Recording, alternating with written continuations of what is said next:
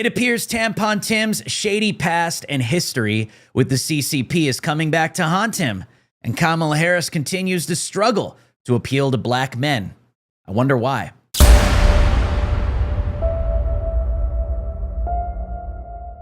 DHS intel reveals Chinese Communist Party marked Minnesota Governor Tim Walz, aka Tampon Tim, as top target for influence in D.C. Shared on same day Kamala Harris chose him as a running mate. Somebody looks caught. The Department of Homeland Security is under scrutiny following its non-compliance with a subpoena from the House Committee on Oversight and Accountability. The subpoena issued on September 30th, 2024, requests specific documentation regarding Minnesota Governor Timothy Walz and his connections to the CCP. Here's a quote from the Oversight Committee in September. According to recently received whistleblower disclosures, we've learned of a non-classified Microsoft Teams group chat among DHS employees and additional intelligence reports that contain information regarding a long-standing connection between the CCP and Minnesota Governor Tim Walz. More specifically, through whistleblower disclosures, we have learned of a non-classified Microsoft Teams group chat among DHS employees titled NST NFT Biweekly Sync that contains information about Governor Walz that is relevant to our investigation. We've also learned that further relevant information regarding Governor Walz has been memorialized in both classified and unclassified documents in the control of DHS, the Oversight Committee said. DHS has not complied. Instead, DHS has responded with a letter expressing a commitment to good faith cooperation, but failed to submit any substantive documents by the October 7th deadline. In a recent phone call, DHS officials reportedly offered no timeline or assurance of document production. Committee Chairman James Comer voiced his frustration with DHS's apparent reluctance to cooperate, prompting him to release a segment of the DHS internal documents. According to the committee, whistleblower documents reveal that DHS officials were discussing concerns about the CCP targeting Governor Walz on the same day Vice President Kamala Harris selected him as her running mate. Internal communications for the, quote, nation-state threat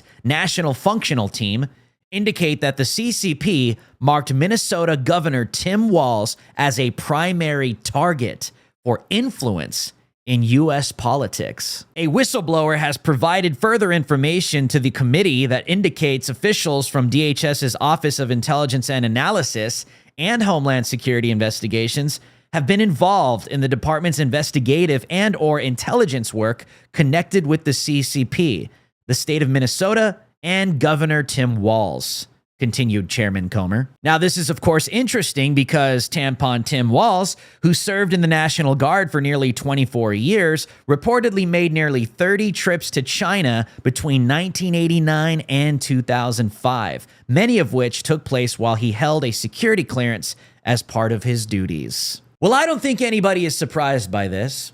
I think it's pretty clear by now that many American politicians are bought and paid for by the CCP and other foreign powers that have political pull, that have influential, powerful positions that can be used in order to make decisions, policy-wise, that influence and that also benefit foreign powers such as the CCP. Well, Tampon Tim's China problems don't stop there. Daughter of powerful Chinese communist official reveals Tim Walz had a secret sexual relationship with her as his troubling ties to the country pile up. An explosive report reveals Tampon Tim Walz's ties to China ran so deep he was having a romantic relationship with powerful communist officials, family members. The Daily Mail dropped a bombshell Monday afternoon revealing the Minnesota governor had a secret affair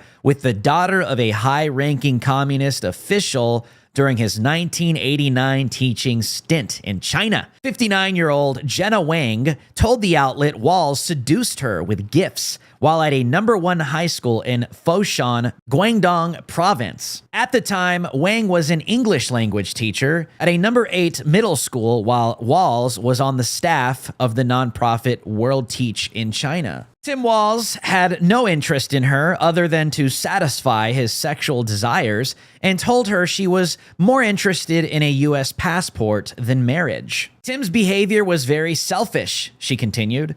Knowing now that he wasn't going to marry me made me feel cheap and common, as if I was being treated like a prostitute. Wang told the Daily Mail this left her feeling scorned and suicidal as a result. She left their hotel and took a taxi clifftop, where she says she contemplated throwing herself off. Isn't this the so-called campaign that believes and trusts all women?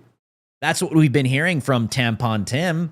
That's what we've been hearing from Kamala Harris and every other Democrat operative. Are we going to believe all of these women too, Tampon Tim? Are we going to believe all of these women too, Kamala Harris? Whatever happened to trust all women? No. Only when it's women that are accusing Donald Trump of things do we believe whatever they say. Well, Tampon Tim truly is the gift that keeps on giving. He's taken to the media recently to double down on his comments, calling voters, Trump supporters, all Nazis, because it's always a great game plan, huh, coach, to attack voters when you're trying to win an election. And he's also making his stance very clear that if he and Kamala Harris take the White House, they will legalize and make a pathway to citizenship for the tens of millions of illegal aliens that they have imported under Kamala Harris's watch to make them American citizens. Take a look. You said over the weekend, referring to it, there's a direct parallel to a big rally that happened in the mid-1930s at Madison Square Garden. Well, look, you were comparing that rally to a Nazi rally? Look, I'm comparing it to the hate that came out of this, and I think they confirmed that. You stand by the comparison, though, to a Nazi rally? Look, the rally, you saw it for yourself. I'll let the American public make the decision of what they saw. What about you, though? So I know what I saw, and I'll just leave it at that. But we can't forsake this idea that there are pathways to citizenship that take too long, and you can get people who are here, want to be here, contributing to this country, give them that pathway that's legal. And I think that's what the vice president has said. She said she'd sign the bill immediately. And let us not forget, Tampon Tim is friends with school shooters. So I've become friends with school shooters. Not only are these people incompetent, but they are extremely, extremely dangerous. Speaking of the incompetent, Kamala Harris is continuing to make a complete embarrassment out of herself on the campaign trail. Don't touch it! Idiot Kamala Harris tours semiconductor plant, and it went exactly how you would expect it to. Kamala Harris on Monday toured Hemlock Semiconductor in Michigan, and it went exactly as you would expect it to. Embarrassingly, Kamala Harris tried to touch the sharp silicone pieces as the plant worker gave her a tour of the facility. Here is actually a harvested U-rod where we actually do grow it. So this is what it looks like when it comes out of our process of that. Do not touch it. Do not. Yes. I'm glad I Yes. So please do not touch any of the And I won't touch very that. sharp. Yes. Very sharp. Yeah, Okay. very sharp. Okay, so and shiny. with that being said, You know, at least with Joe Biden, they had the excuse that his age is the reason why he is mentally declining. With Kamala Harris, she is simply just not smart, incompetent, a moron, and let me be just quite frank with you, she is low IQ, severely low IQ. This is not somebody you want in the Oval Office as the President of the United States. It only gets worse for Kamala Harris as she continues to struggle with black voters, particularly black men. A desperate Kamala Harris uses fake accent to shame black men into voting for her. Yeah, that's definitely gonna work, Kamala. Kamala Harris told former NFL player and host of Club Shay Shay, Shannon Sharp, that black men aren't in Trump's club. And she did it with a cringe, manufactured ghetto accent. I don't even know what to call it. So, part of what we have to help people understand is don't think you're in Donald Trump's club. You're not. Right. He's not going to be thinking about you. You think he's having you over for dinner? And she just does this everywhere when she's talking to black people. What is your strong push to any black man right now that feels like you're not speaking directly to them and about the things that they should care about for their families and for themselves? Well, Lauren, I have to tell you back to what Charlamagne is shouting in the background. The brothers aren't saying that. Delusional, completely delusional. Yes, they are saying dat, Kamala Harris, because they see right through your fake, horrible, horrible acting performance. You want to know why people are flocking to Donald Trump? You want to know why men are flocking to Donald Trump? You want to know why you're struggling with black men? Because they see Donald Trump as authentic and real and an option to make their lives great again. And they see you as something as fake, engineered, cringe, and further destroying their lives. You think people are going to trust you after you've already had 4 years in the White House to change things and make people's lives a little better? You've made their lives worse, so they don't trust you. And drop the accent.